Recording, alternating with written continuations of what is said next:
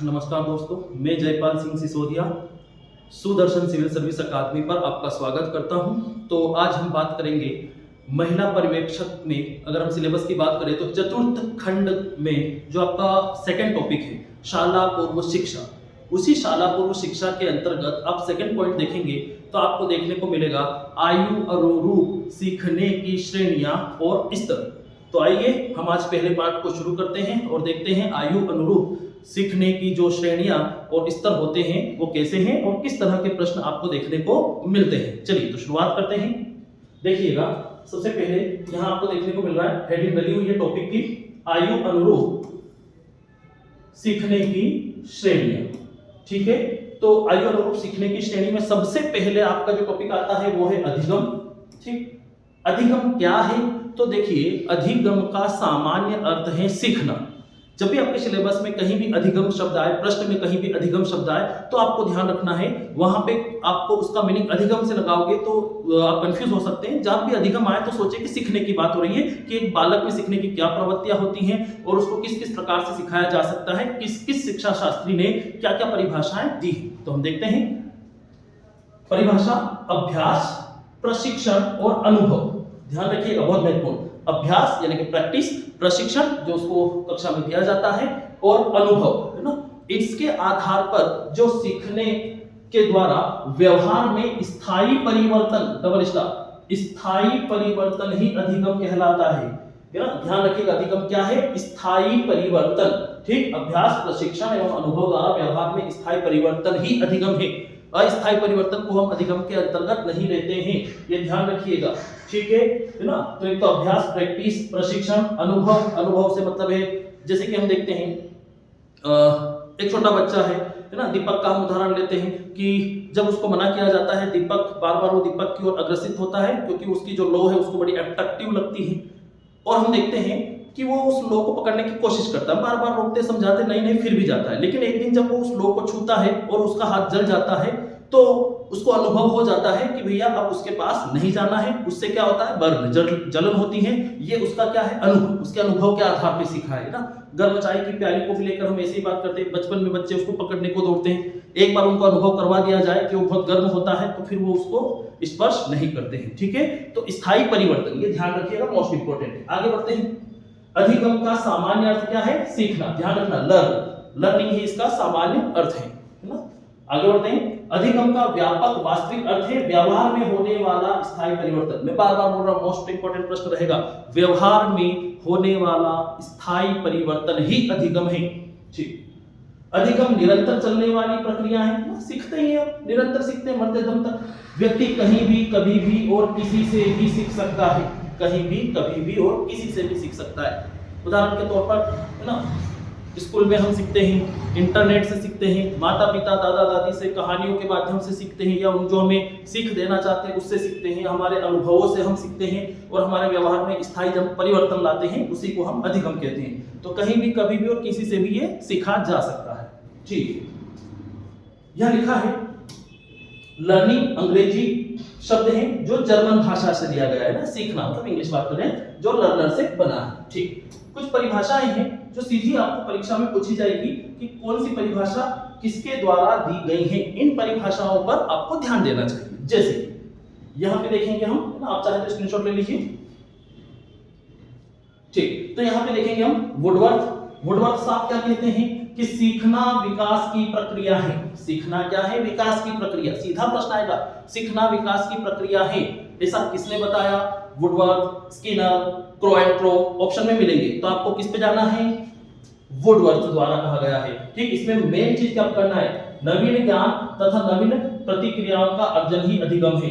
ये शब्द ध्यान रखिएगा परिभाषा में, मूल नवीन ज्ञान तथा नवीन प्रतिक्रियाओं का अर्जन ही अधिगम है। किसने कहा है? वुडवर्थ साहब। अब क्रो एंड क्रो क्या कहते हैं? क्रो एंड क्रो कहते हैं ज्ञान, आदत एवं अभिवृत्तियों का अर्जन करके सीखना है। ठीक ना, अपने आदत में परिवर्तन होता है, हम देखते हैं स्थायी परिवर्तन आता ही है जब हमें कोई सिखाता है।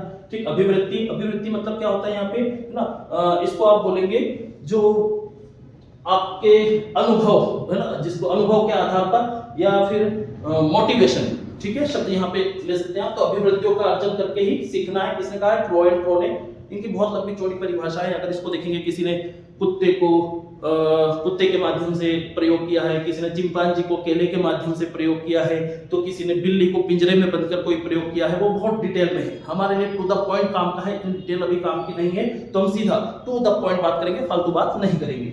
जैसे इसकी नसा क्या होते हैं, व्यवहार में उत्तरोत्तर सामंजस्य ही अधिगम है। व्यवहार में उत्तरोत्तर बढ़ते हुए सामंजस्य ही क्या है, अधिगम है। गिलफोर्ड साहब क्या कहते हैं, व्यवहार के कारण व्यवहार में आया परिवर्तन ही अधिगम है। आप जिस तरह का व्यवहार करते हैं, जो आप सीखते हैं, और उसी से धीरे धीरे सीखते सीखते ही आपके व्यवहार में परिवर्तन आता है, तो व्यवहार के कारण व्यवहार में आया परिवर्तन ही अधिगम है। ध्यान रखना, किसने कहा है, गिलफोर्ड साहब ने। आगे बात करते हैं फ्रांसिस गाल्टन। फ्रांसिस गाल्टन क्या कहते हैं, अधिगम खोज करने की प्रक्रिया है ना। सीखना क्या है, खोज करने की एक प्रक्रिया है, जो नई नई चीजें आप निरंतर सीखते रहते हैं। ठीक है। थार्डनाइट साहब क्या कहते हैं, उद्दीपक का अनुक्रिया से संबद्ध होना ही अधिगम है। उद्दीपक का अनुक्रिया से संबद्ध होना ही अधिगम है ना। ये बिल्ली का उदाहरण देते हैं, बिल्ली को पिंजरे में है ना वो बंद करते हैं, सामने एक मछली का छोटा सा टुकड़ा रखते हैं, ठीक। बिल्ली उस मछली के टुकड़े को देखकर ही, यानी कि उद्दीपक को देखकर ही क्या करती है, अनुक्रिया करती है ना, उछल पटाती है, इधर मारती है उधर मारती है, और जैसे तैसे एक बार उसका है ना लॉक पे बटन पे या कहें कि उसके उद्मात मचाने के कारण गेट खुल जाता है और उसको क्या मिल जाता है ना, मछली का टुकड़ा मिल जाता है। तो इस तरह का इन्होंने प्रयोग किया था, मुकदमा छोड़ा है। तो उद्दीपक का अनुक्रिया से संबद्ध होना ही अधिगम है। किसने कहा है, ये थार्डनाइट साहब। ठीक, जल्दी से आगे बढ़ते हैं। वीडियो को हम ज्यादा बड़ा नहीं बनाना चाह रहे हैं, इसलिए शॉर्ट में देख रहे हैं चीजें। देखिए पावलाक साहब है, अस्वाभाविक उद्दीपक के प्रति आदत निर्माण ही अधिगम है। अस्वाभाविक उद्दीपक के प्रति आदत निर्माण ही अधिगम है ना। पावलाक साहब ने कुत्ते को प्रयोग किया है, ठीक। वो कुत्ते की गले ये कहना चाहिए, कुत्ते को जब भी खाना देना चाहते हैं तो एक घंटी का प्रयोग करते हैं कि कुत्ते को खाना देना, घंटी बजाई, घंटी बजाने के बाद उसको खाना दे दिया जाता है, ठीक है। फिर घंटी बजाई, खाना दे दिया जाता है। तो इस तरह की वो क्या निर्माण करते हैं, आदत का निर्माण करते हैं। फिर एक बार वो देखते हैं कि वो घंटी बजाते हैं लेकिन खाना नहीं देते, फिर भी कुत्ते को लार टपकने लगती है, वो लार के माध्यम से ये पूरी प्रक्रिया का करते हैं। तो क्या हुआ, अस्वाभाविक उद्दीपक, यानी कि घंटी बजाना, वो कोई उसका खाना नहीं, घंटी बजाने के बाद उसको खाना मिलता है, लेकिन उसको पता है कि ऐसा करेंगे तो आगे क्या होने वाला है। तो वो कहते हैं कि इसी प्रकार के अस्वाभाविक उद्दीपक के प्रति अपनी आदत का निर्माण करना ही क्या है, अधिगम है। ठीक है। तो ये कुछ परिभाषाएं हैं जो आपको एग्जाम में सीधी पूछी जाएगी, किसने क्या कहा है। इतना आप सिंगल बार पढ़कर याद नहीं रख पाते, तो इनको कैसे न कैसे कनेक्शन करने की कोशिश कीजिएगा, इसलिए मैंने ज्यादा डिटेल यहाँ पर नहीं दिया है। आगे बात करते हैं, है ना। गेस्टाल्टवादी क्या कहते हैं कि सीखना अचानक होता है। अब्राहम मास्लो, सीखना आवश्यकताओं का प्रतिफल है ना। तो पता है आवश्यकता ही आविष्कार की जननी है, तो जो जो हमें आवश्यकता पड़ती है उसी तरह से हम उस चीजों को सीखते रहते हैं। तो ये तो है ही सही है ना, किसान का बेटा सारा किसानी का कार्य आवश्यकता के अनुरूप सीखता है ना। फिर हम बात करते हैं व्यापारी का बेटा, तो उसके अनुसार जो उसको आवश्यकता है उसके अनुसार कार्य सीखता रहता है। ऐसे कई सारे और भी उदाहरण दिए हैं इन्होंने, ठीक है। तो सीखना आवश्यकताओं का ही प्रतिफल है, किसने कहा है, किसकी परिभाषा है, ये आपको याद रखना चाहिए। चलिए आगे बात करते हैं, अधिगम से व्यवहार में स्थायी परिवर्तन होते हैं। तो हम यहां देखेंगे कौन से स्थायी और कौन से अस्थायी परिवर्तन होते हैं। तो आप पाएंगे, देखिएगा, व्यवहार में स्थायी, पहले तो हमने कहा अधिगम क्या है, व्यवहार में स्थायी परिवर्तन ही अधिगम है। आगे बात करें स्थायी परिवर्तन, तो हमने क्या कहा था, अभ्यास, प्रशिक्षण एवं अनुभव। अभ्यास, प्रशिक्षण एवं अनुभव के माध्यम से ही क्या होता है, स्थायी परिवर्तन आता है। अब अभ्यास करते हैं, प्रैक्टिस करते हैं, प्रशिक्षण लेते हैं या स्वयं अनुभव करते हैं ना चीजों को। तो बोलते ना ठोकर खा के ठाकुर बनते हैं, तो पहले अनुभव किया फिर हम सीखते हैं। तो यही मामला यहाँ देखने को आपको मिलता है। इसी के माध्यम से आप जो है स्थायी परिवर्तन, ध्यान रखना, मूल रूप क्या है अधिगम का, स्थायी परिवर्तन।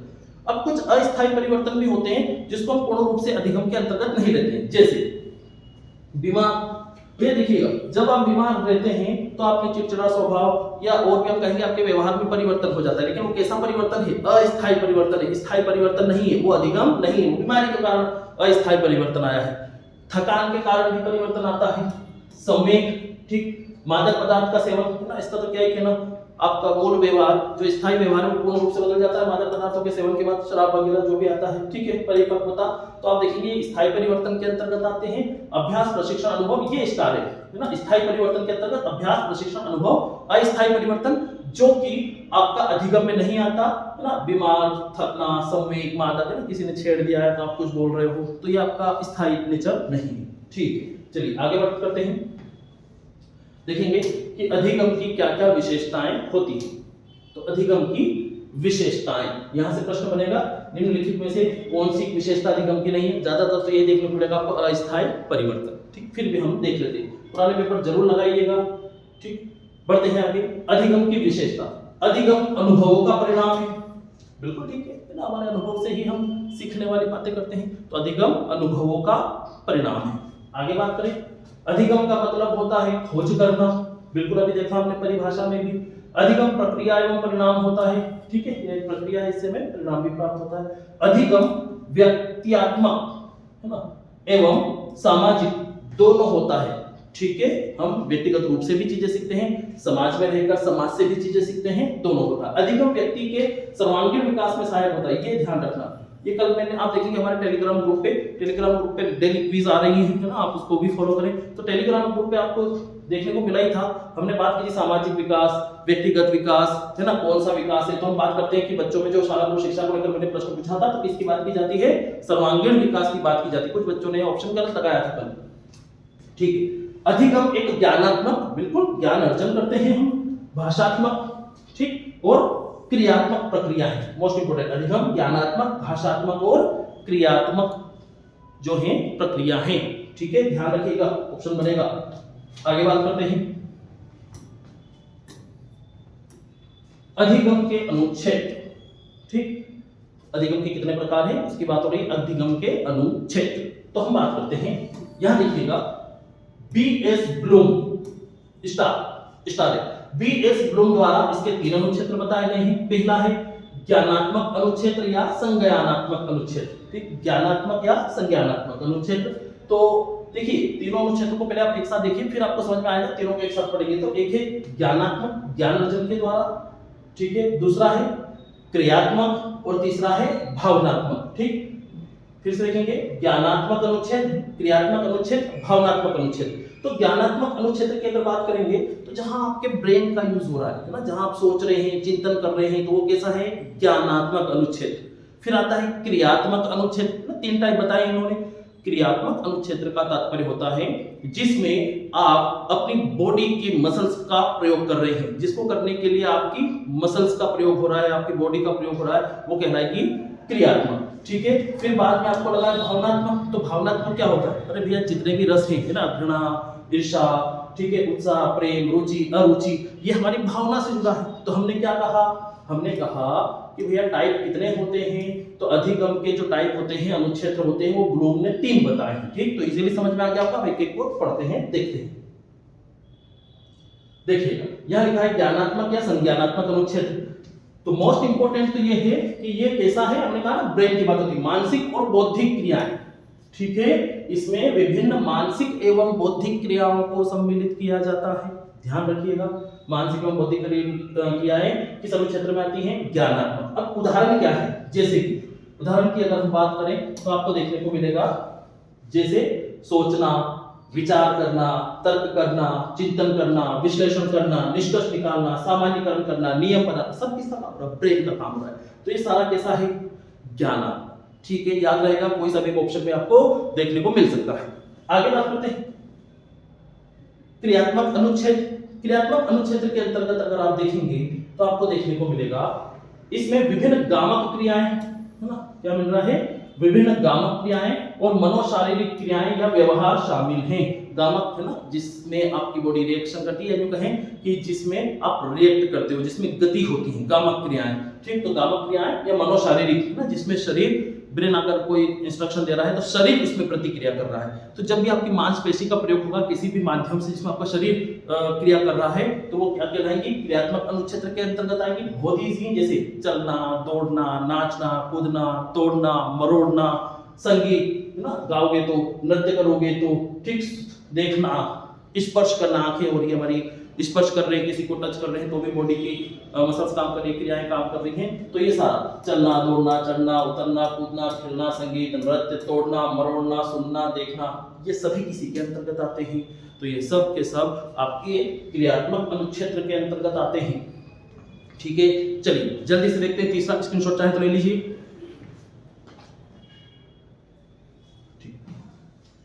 चलिए तीसरा अनुच्छेद भावात्मक, जैसा हमने कहा था भाव से संबंधित है। भावात्मक अनुच्छेद, इसमें हृदय द्वारा अनुभूत की जाने वाली क्रियाएं शामिल होती हैं।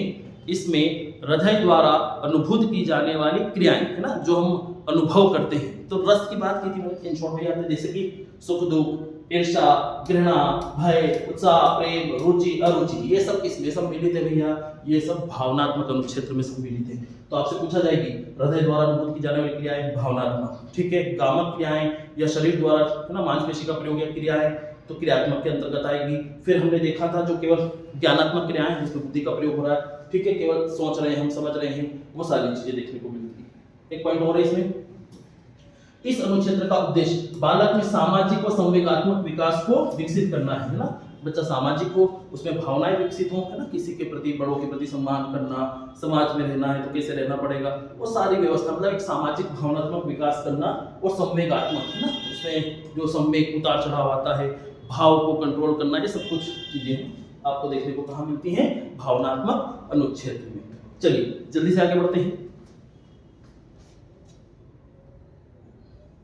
अब बात करते हैं हम अधिगम के स्तर, ठीक है, अधिगम के स्तर। जनरली आप देखेंगे अधिगम के 3 स्तर बताए गए हैं, हमको 4 पढ़ने को मिलेंगे, प्रमुख रूप से 3, है ना, कि कौन कौन से स्तर होते हैं अधिगम के। तो अधिगम के स्तर में सबसे पहले आता है स्मृति स्तर। स्मृति मतलब याद रखना, बोलते हैं तुम्हारी स्मृति में नहीं है, तुम्हें स्मृति में नहीं रहा, याद रखना, ठीक है। तो याद रखने वाली प्रक्रिया आती है जिसमें आप देखेंगे इसके प्रवर्तक बिल्कुल पूछे जाते हैं। अगर कोई कमेंट करे तो पहले बता दूं, बिल्कुल पूछा जाता है ना, कि प्रवर्तक कौन थे? Herbert Spencer. तो भैया हर्बर्ट स्पेंसर प्रतिमान भी कहा जाता है इसको। क्या कहा जाता है? हर्बर्ट स्पेंसर प्रतिमान भी इसे कहा जाता है। बात करते हैं, इसमें बालक को तथ्य रटवाने पर बल दिया जाता है। इसमें बालक को तथ्य रटवाने पर ध्यान रखना, है ना, क्योंकि कैसी है ये? स्मृति आधारित, याद रखने आधारित। उस तथ्य का क्या मीनिंग है, उसका संश्लेषण विश्लेषण कुछ नहीं, केवल तथ्य रटवाने की बात की जा रही है। तो सीधी सी बात है, हम भी देखते हैं पढ़ाई के क्षेत्र में, मैं बोलता रहता हूँ कि चीजों को रटना जरूरी नहीं है, चीजों को समझना जरूरी है। रटोगे तो लंबे समय तक याद नहीं रहेगा। तो यहाँ भी वही बात है, रटवाने की बात है। तो यह क्या होगा फिर? शिक्षण का निम्नतम स्तर होगा। शिक्षण का कैसा स्तर होगा? निम्नतम, है ना, क्योंकि हम इसको अच्छा नहीं मानते हैं, ठीक है। यह शिक्षण का निम्नतम स्तर होता है। शिक्षण विचार एवं चिंतनहीन होता है। सीधी सी बात है, रटोगे तो ना तो उस पर विचार करोगे ना उस पर चिंतन होगा, क्योंकि आपको उसके बारे में पता ही नहीं, बस आपने रट डाला। उदाहरण के तौर पर आप देखते हैं 3 इडियट मूवी देखी होगी आपने। 3 इडियट मूवी में जो चतुर के साथ होता है ना, एक हिंदी का प्रोफेसर हिंदी में अच्छा सा भाषण लिख के देता है, और हम देखते हैं कि उस भाषण की जब बात आती है तो उसको कहा जाता है कि चलो मैं इसको बताता हूँ क्या मतलब है क्या नहीं है। तो बोलता नहीं, मेरे को कोई मतलब भी, मैं रट डालूंगा इसको। और हम देखते हैं कि सारे शब्द हीरो द्वारा उसमें बदल दिए जाते हैं और अर्थ का पूरा अनर्थ हो जाता है, ठीक है। तो बहुत ही अच्छा उदाहरण है इसका। आगे बात करें, इसमें अभिप्रेरणा भय होती है। मोटिवेशन कहाँ से होता है? भय होता है। अरे भैया अंदर से कैसे होगा, है ना, भय होगा, क्योंकि आप उससे कनेक्टेड है ही नहीं। तो अभिप्रेरणा कैसी होती है? भय होती है। ये ध्यान रखिएगा ऑप्शन में। शिक्षक केंद्रित सार है, शिक्षक रटने में प्रोत्साहन देता है। तो एक केंद्र बिंदु कौन है? शिक्षक, वही रटवाने की बात करता है इसमें, ठीक। इसमें शिक्षक की भूमिका प्रमुख होती है, रटवाएगा वही आपको। आगे बात करते हैं, आगे आप देखेंगे बोध स्तर, ठीक। कौन सा स्तर है? बोध स्तर। इसमें बात करें तो इसके प्रवर्तक कौन है? मॉरिसन। बोध स्तर के प्रवर्तक कौन है? मॉरिसन। इसीलिए इसको क्या कहा जाएगा? तो जैसा कि हम देखते हैं बोध स्तर, है ना, बुद्धि की बात हो रही है यहाँ पे, तो बोध स्तर, इसीलिए इसको क्या कहा जाता है? Morrison model.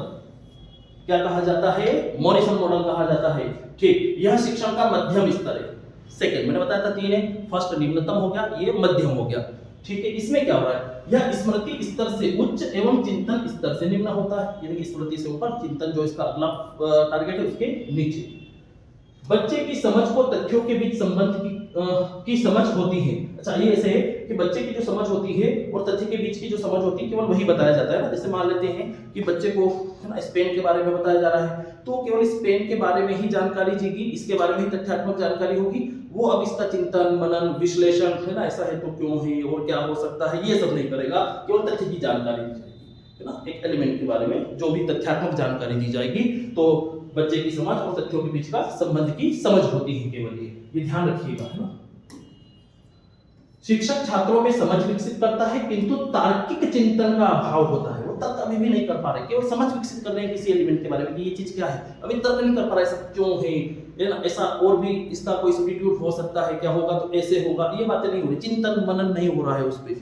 ठीक है, यह अधिगम विषय केंद्रित होता है ना, सब्जेक्टिव होता है, ध्यान रखिएगा, कैसा होता है, विषय केंद्रित होता है, जो अधिगम की ओर अग्रसर होता है। ठीक है, इसमें शिक्षक की भूमिका प्रमुख होती है, एवं यहाँ भी कैसा है, बाह्य अभिप्रेरणा, ध्यान रखिएगा, क्योंकि इसमें भी आपको तथ्यों की केवल तथ्यात्मक जानकारी दी जा रही है, आपके अंदर से मोटिवेशन इसके लिए नहीं आ रहा है। ठीक है, तो इसकी अभिप्रेरणा भी कहां से होगी, बाह्य अभिप्रेरणा के अंतर्गत होगा।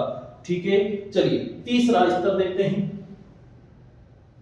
तो अधिगम का तीसरा स्तर है चिंतन स्तर। ठीक है, चलिए तो आज के लिए इतना ही। सेकंड पार्ट में आपको तीसरा स्तर के बारे में जानकारी दी जाएगी और यहां से कंटिन्यू आपको क्लास देखने को मिलेगी। तो हमारे चैनल को सब्सक्राइब करिए। धन्यवाद।